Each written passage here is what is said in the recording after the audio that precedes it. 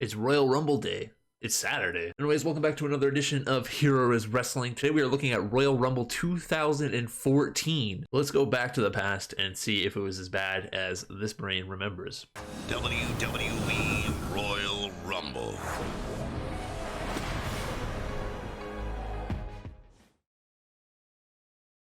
So this is episode 5 of Heroes Wrestling. And like I said, this is going to be a review of WWE's Royal Rumble 2014. We actually did a review of this on the old school Heroes Wrestling way back in the day. So now I'm going to sit down 8 years later. Holy crap, 8 years. Jeez, I'm old. And rewatch this pay-per-view from start to finish and give you my thoughts. For those of you that are sitting at home, you probably remember this pay-per-view for being hijacked for Daniel Bryan at the end. He never showed up in the Royal Rumble. He had a match early in the night, and the crowd just absolutely pooped on it. We only have 3 matches on this card, which blew my mind. That is a very small card for a Royal Rumble. Usually you get like 5 and then the Royal Rumble match. Speaking of Daniel Bryan will be facing off against Bray Wyatt in our opening match. Storyline going on between Daniel Bryan and Bray Wyatt this time was Daniel Bryan joined the Wyatt family just to infiltrate them so you could tear them apart from the inside. He got a cage match against the Usos with Bray Wyatt, which they lost, but now that he has Bray all to himself stuck inside the steel cage, he's able to beat down on Bray Wyatt, which led to this match at Royal Rumble. As Bryan's making his entrance here tonight, he is so over. Like, I got goosebumps literally on my arm when I was watching because I was like, holy crap, this guy's over. He still is over in AEW wrestling. Wyatt is also over, which isn't too surprising. He was always a fan favorite, even though he got booked pretty poorly, especially as his Bray Wyatt character, the cult leader character. Of course, he moves on to The Fiend later on, and that was treated equally as bad as this character. It also made me a bit sad when I saw Wyatt come out. I was like, man, I love this gimmick so much. I like this gimmick. I really like The Fiend. I slightly prefer this gimmick a bit more than The Fiend. And just to see what both of those became, it was just like such a slap in the face.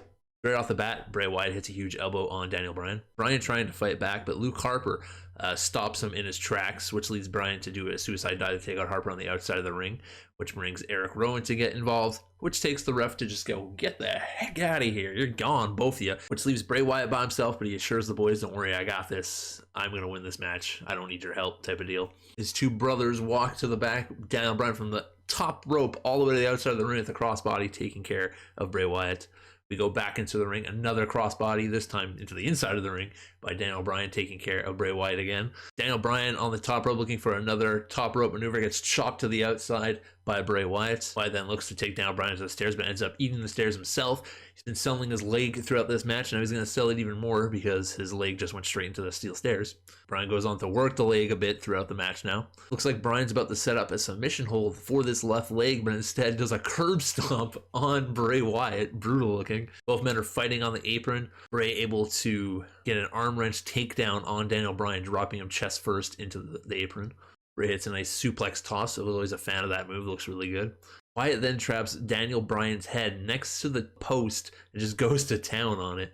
So each man now picking a body part. We have Bray Wyatt getting his leg decimated by Daniel Bryan's kicks and submission holds and dragon screws, and Daniel Bryan getting his head messed up by Bray Wyatt. Apparently Daniel Bryan had concussion issues like 3 weeks prior to this. I don't know if that was story related or actual. Hopefully more so story related, because he's had some issues. Judging by in a couple months time, he'd have to retire. Maybe not. Bryan then tries to fire back, but eats a Uranagi. This time Bryan does get his comeback. We get some yes kicks. We go to the top rope. Frankensteiner from Daniel Bryan, only for a 2 count though. Wyatt then cuts off Daniel Bryan's momentum with a beautiful body launch. I don't know what you want to call that. It was like a crossbody, but it could have been Bray Wyatt's finisher. It was so brutal looking. Wyatt goes over the top rope. Daniel Bryan falls into the outside. A diving tornado DDT off the apron.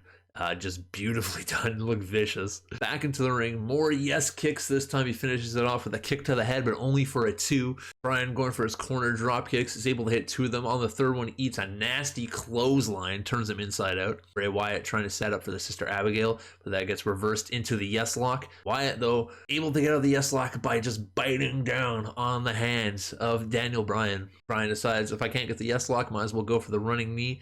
Sets up for it. Bray Wyatt, using his big brain, rolls to the outside of the ring. Can't get hit with the knee if you're on the outside of the ring now, can you, kids? As he rolls out, Daniel Bryan decides to go for another suicide dive. He gets caught in midair. Sister Abigail into the barricade. Face first goes Daniel Bryan back into the ring with another Sister Abigail in the middle of the ring for a 1, 2, 3. Completely surprised. I had no idea like what the matches were going into this. I completely forgot what the storylines were because I like to keep it just like that. I don't want to remember things. I want it to like come back to me as I'm watching it throughout these pay-per-views that we've been reviewing. And I don't remember this match at all. And it blew my mind. I loved it. It got a bit slow in the middle, but it picked right back up. And I was debating on where to rate this because of that slowness. But guess what, guys? This is another 5-star match. I was like, man, this is a really good 4-star match. I was like, I don't know if it's 5, but I have to give it a 5. Fast paced, both guys going at it. The face starts off beating up, the guy he's been feuding with this entire time, gets cut off a bit. Wyatt didn't look weak at all. I thought for sure he was losing because I don't remember Daniel Bryan like losing this match. I was like, all right, Bryan's gonna win, then this is why his peak kept going and going. But no, he loses clean to Bray Wyatt, and like their storyline just ends after that. I'm pretty positive. Because Bray goes on to bigger and better things, as we'll find out later in the nights. But yeah, this is another 5-star match. It's 2 now that we've had, Elimination Chamber being one of them, which is more gimmicky. This is our first like one-on-one 5-star match. It's got a nice build up to it. There's a story to it. It's just not just a basic match. And I think it's worth it. Tell me what you thought in the comment section down below, though, this match. We go backstage with Renee Young, no longer in the company. He's with Paul Heyman, doing his best work trying to make Big Show look credible to Brock Lesnar, the man he'll face later tonight. We've seen this match before, a long time ago, obviously, when Brock was more of a wrestler and less of a attraction. And of course, this is just before Brock Lesnar would beat Undertaker at WrestleMania, end the streak, and he'd become like, the final boss character of WWE. So it's kind of hard for me to like go back into that mindset of being like, oh, Big Show could be a threat. Like my mind is like set as Brock Lesnar versus Big Show. Oh my goodness, whatever. Brock Lesnar versus like anyone that's like, I'm like, Brock's going to win. He's going to dominate. But leading up to the show, Lesnar was getting tossed around by Big Show. He couldn't double leg him. Whole bunch of stuff. So Big Show was looking like a threat to Brock Lesnar. But of course, that match would be later tonight. We go to our Legends panel. We got the first ever Royal Rumble winner, Hacksaw Jim Duggan. We got Ric Flair, and we got Shawn Michaels. Shawn Michaels says that Daniel Bryan and Bray Wyatt are the future of this company. Ooh. Obviously, I was wrong. They're the future of a company. I don't know if it's WWE, though. Second match of the night, it's Big Show versus Brock Lesnar. Before the bell even rings, Brock Lesnar goes straight at Big Show, knocks him on the ground, starts beating him up, gets a chair, pounds him a couple times with the chair. He's telling the ref to ring that bell, ring that bell. Finally, the ref does. Brock goes storming right at Big Show, eats a right to the jaw, knocks him on his ass. Big Show then able to just hit Brock with a couple punches to the gut, tries to go for another KO punch, gets picked up, F5, 1, 2, 3, that's the match. The fact that Brock Lesnar was able to pick up Big Show and stumble with him. He picked him up a bit too top heavy, so they kind of like pulled this way, and he was able to like run around the ring pretty much with him on his shoulders. Is crazy. For anyone who watches this and might not know, I'm a huge Brock mark. Like he's like my favorite wrestler of all time, almost. Definitely top 5. And like anything he does, I'm all for it. But this was a bit much. This match, I don't even really want to call it that because it wasn't. It was literally, there was a beat up before the match and a beat up after the match with a steel chair by Brock Lesnar. Both those beat ups were probably twice as long as the actual match itself. There wasn't much of a match here. I'm going to give it 2 stars just because Brock Lesnar was able to pick up Big Show with ease and make him look like a small child, and that's worth an extra star. We go backstage again. We got the Shield. Yes, the Shield. A new team on the scene before they became mega stars in the WWE. Well, at least 2 of them did. The other one being U.S. champ Dean Ambrose, who like never defended that title from what I remember. They're pretty much saying, we're going to eliminate everyone in the Royal Rumble. We'll be the final 3, and the best man will win. Backstage again, Renee Young with Randy Orton, the WWE World Heavyweight Champion Randy Orton, with the ugly-ass WWE Championship belt with like the huge bar at the bottom of it. I hated that title. Renee asking Randy Orton if he's scared of the contenders that may be coming after him, the Bray Wyatts, the Brock Lesnars, whoever's going to win the Royal Rumble. Randy says he's not worried about any of the contenders, and he's definitely not worried about John Cena either. Speaking of John Cena, it's time for our main event, I guess. The Royal Rumble is the main event, but the main event match, singles match tonight, already WWE World Heavyweight Championship match. It's Randy Orton versus John Cena. Orton became the WWE World Heavyweight Champion by beating John Cena in a ladder match when they combined both the titles together. Orton's pissed off at the Authority for making this match. He gets a warm-up match against Kofi Kingston. Kofi beats him, and then for some reason he decides to take it on John Cena's dad in the front row and beats him up. That's pretty much the build to this. Randy Orton beat up John Cena's dad for some reason. All right, cool. The bell rings and we go straight into a headlock. Surprise, right? Randy Orton match. We get a chant battle from the crowd for John Cena sucks, let's go Cena. Then we get some Daniel Bryan chants. Here in Pittsburgh, they're chanting for Daniel Bryan. The crowd honestly is just chanting for anything besides the match at this point early on. We get boring chants during a headlock. Meister. Spinmeister, that's what Randy Orton said. It was a direct quote. We go to the outside of the ring and Cena goes straight into the stairs. We get more Daniel Bryan chants. Again, cover on Cena, hook to the leg. Orton reverses the attitude adjustment into a DDT. We get a "you both suck" chant from the crowd. The sun here in Pittsburgh, I love it. Randy Orton then arguing with the crowd on the second rope gets caught by John Cena with an electrical chair. Cena then sets up for the 5 moves of doom but eats a foot to the face while trying for the 5-knuckle shuffle. Then eats a power slam by Orton as well. Cena pulls out a nice move that I don't think I've ever seen him do. It's a full Nelson into a neck breaker. I literally cannot remember him ever doing this move before or after this. Cena then hits his flying Fame Answer off the top rope. Tries to go for the attitude adjustment, but that gets reversed into Randy Orton's backbreaker. Randy then tries his second rope DDT, but Cena's able to get out of it and toss Randy Orton to the outside. As he's trying to go through the ropes to get to Randy Orton, he's able to catch him and then DDT him from the apron to the mats on the floor. Tries to set him up for the RKO on the inside of the ring, but that gets reversed into an STF by John Cena. Of course, Randy's able to get to the rope and break the hold. Cena hits a spin-out powerbomb, finally hits the 5-knuckle shuffle. Goes through the AA, but Randy Orton able to hold on to the ropes, and of course, here comes the ref bump. Cena applies the STF, Randy Orton taps it right away. Cena just lets go for some reason. That's awfully odd. Cena thinks he's won the match, but the ref obviously is down. Orton slithers his way out of the ring, picks up the World Heavyweight title, smacks John Cena directly between the eyes with it. Ref wakes up, but only a 2 count as Super Cena is able to kick out. Randy is arguing with the referee on that 2 count. He gets hit by John Cena's attitude adjustment, but Randy Orton kicks out. Cena can't believe it, then an RKO out of nowhere, and that hits for a 2 as well because Cena kicks out. You get one of the most disrespectful chants I've ever heard. We want divas. I was like, ooh, ouch. They're not even on the show. Randy Orton's so fed up with the chance he's going to try to knock John Cena's lights out with a punt. But of course that misses. John Cena picks him up for another attitude adjustment. Randy Orton reverses it into an STF of his own. John Cena able to power out of the STF, puts on a crossface on Randy Orton. Randy Orton gets out of that by sneakily trying to put John Cena into a pin, so he has to break up the hold to kick out. Orton then hits an attitude adjustment onto John Cena. But of course, Cena kicks out of that as Cena's getting back to his feet. Cena with an RKO out of nowhere. Once again for another 2. Cena decides it's time to finish this off the only way he knows how. A top rope attitude adjustment. Randy Orton able to get off the shoulders of Cena, but not able to get away from the tornado DDT. Cena puts the STF back on. Randy Orton about to tap out. The lights go out. The Wyatt family appears out of nowhere, surrounding both men in the ring. John Cena decides, I'm just going to go attack him. Turns around to go get Bray. Walks right into an RKO. 1, 2, 3. Randy Orton retains the WWE World Heavyweight Championship and will go on to defend it at WrestleMania. At the end of the match, the Wyatts would get into the ring, beat up on John Cena, Sister Abigail by Bray Wyatt on John Cena, which would lead to their match and the absolute downfall of the Wyatt family.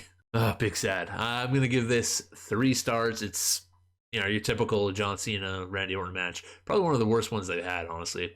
They've had some pretty good ones. We covered one of them earlier. I feel like the match would have been a bit better if they didn't really feed into the crowd and just tried to win them back. They were kind of, I feel like Randy Orton just wanted to do rest holds and stuff to piss off the crowd, because that seems like it's something Randy Orton would do. But the crowd was just trying to hijack this match from the beginning, and they pretty much did. We go backstage one last time with Renee Young with the New Age Outlaws. Yes, the New Age Outlaws, your new WWE Tag Team Champions, the New Age Outlaws. Last time they were Tag Team Champions was 14 years ago. Oh, you didn't know? Anyways, let's move on to the main event of the night. It is the Royal Rumble match. 30 man enter, 1 man leaves as the number 1 contender for the WWE World Heavyweight title at WrestleMania. Our first 2 competitors in this 30 man Royal Rumble match. Number 1 is CM Punk. Number 2 is Seth Rollins of The Shield. A little bit of presence and the future of WWE right here in the middle of the ring. CM Punk and Rollins fill each other out for a bit. You know, they both connect with kicks, knock each other out for the 3rd man to come into the match. 3rd man being Damian Sandow in his intellectual phase. I feel like it's pretty fresh after Sandow tried to become WWE champion by cashing in and losing. I think he was the first person to do that too. History, baby. Sandown and Rollins try to take on CM Punk, but they eat a neckbreaker DDT combo from him. Our number 4 entrant is Cody Rhodes. Comes in the ring, hits a crossroads on Sando. Of course, they were a tag team, the Rhodes Scholars, about a year ago, I want to say. Then Sandow gets eliminated by Punk. So, you know, you win the Money in the Bank. They think there's a future in you. They make you lose your Money in the Bank match. They're eliminated first in the Royal Rumble. Ooh, rough. Number 5, it's Kane. We get this pretty good joke from Jerry Lawler and Michael Cole here about Kane. We have to call him Corporate Kane now, or while he's in the Rumble? Call him whatever he wants. He's wearing suit pants, so probably. Kane's job in this match obviously is to eliminate CM Punk, but he can't do it because CM Punk eliminates his ass. See you later. Number 6, it's our first NXT superstar. It's Alexander Rusev. It's a beautiful spinning wheel kick on Rollins. At number 7, it's Jack Swagger. You know, we the people, Jack Swagger. And then I noticed something. 4 of the 7 competitors so far in the Royal Rumble are all AEW guys now. Number 8, Kofi Kingston comes out. Number 9, it's Jimmy Uso. And number 10, Goldust. Everyone's tired of Rusev kicking everyone's ass, so they all gather up and throw him out of the ring. As Rusev's complaining on the outside, Kofi gets tossed to the outside, but Rusev catches him, puts a couple of knees onto him, puts him on the barricade for some reason instead of just dropping him. And then we get the Kofi Rumble spot number 1 in this match as he leaps from the barricade to the apron. Hell of a jump. Number 11 is Dean Ambrose. Number 12 is Dolph Ziggler. Hits a beautiful missile dropkick as he makes his entrance into the Royal Rumble. And the fans are absolutely in love with him. Amazing what 8 years can do, eh? People were behind Ziggler at multiple times throughout his career. And now it's kind of just like we finally gotten beaten to the point where it's like, whatever. Like, why am I going to invest my energy into this guy? Because nothing's going to happen with it. Number 13, it's R-Truth. And there he goes because Ambrose eliminates him. Ambrose also eliminates Jimmy Uso. Swagger looking to eliminate Kofi, but Kofi able to get his feet stuck on the ropes as he takes off Swagger's boots. So Swagger kind of stumbles back, comes back in to try to finish his job and eats a boot to the side of the head. Number 14, it's big sexy Kevin Nash who eliminates Jack Swagger as he comes into the Royal Rumble. Number 15, it's Roman Reigns who makes a big impact. The apron drop kicks CM Punk right in the temple.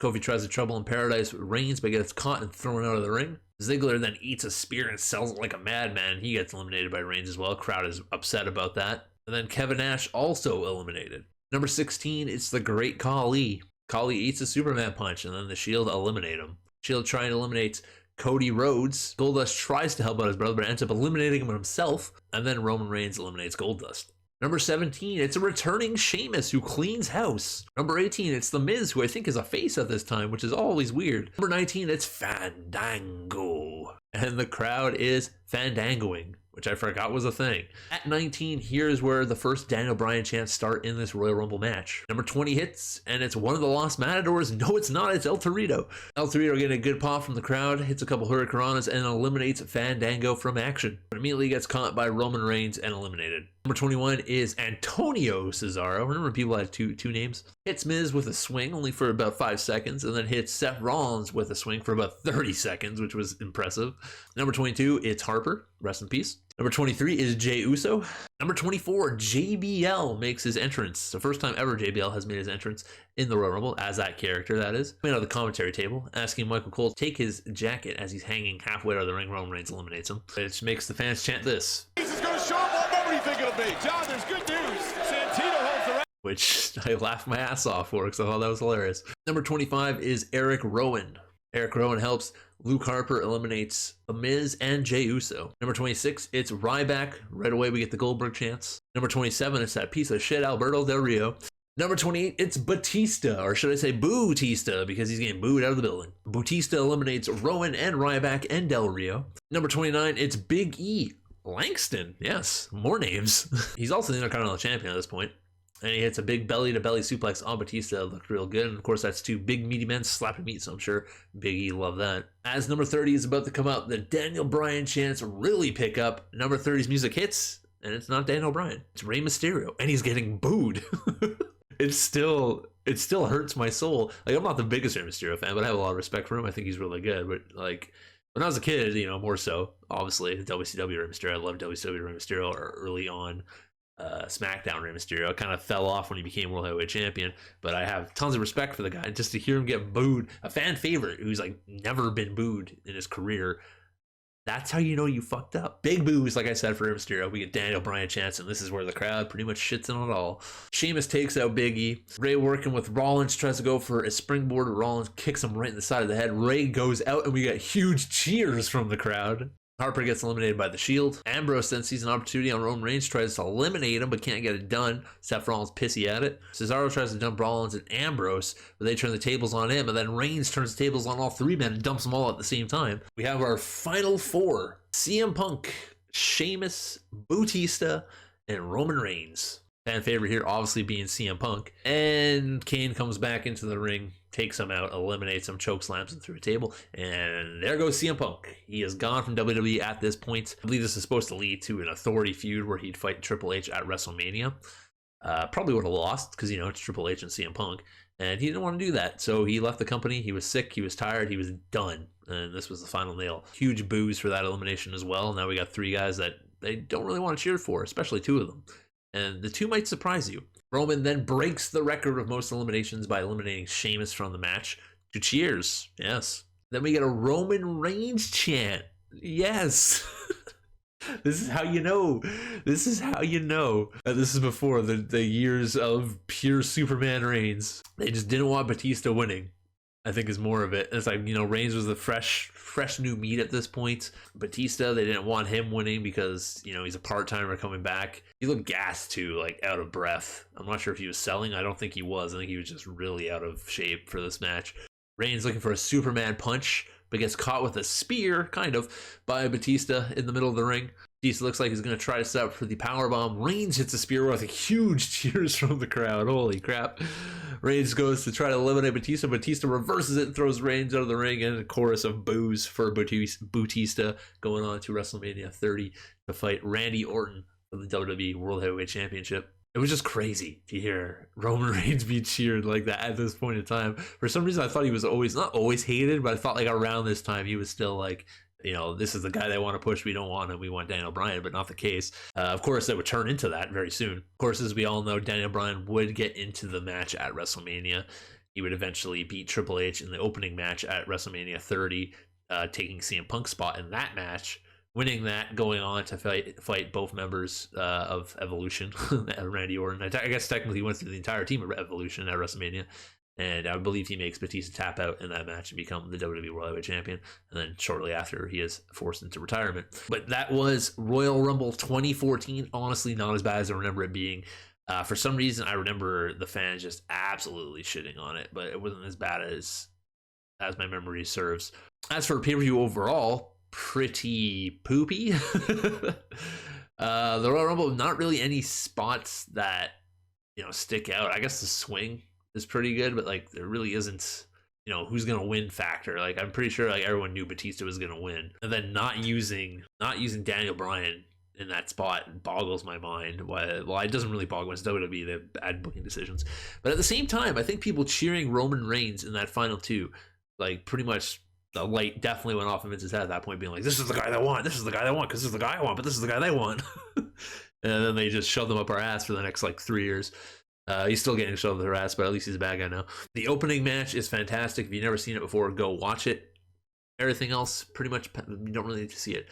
Overall, this pay-per-view is probably like a 2 out of 5 stars. It's not great.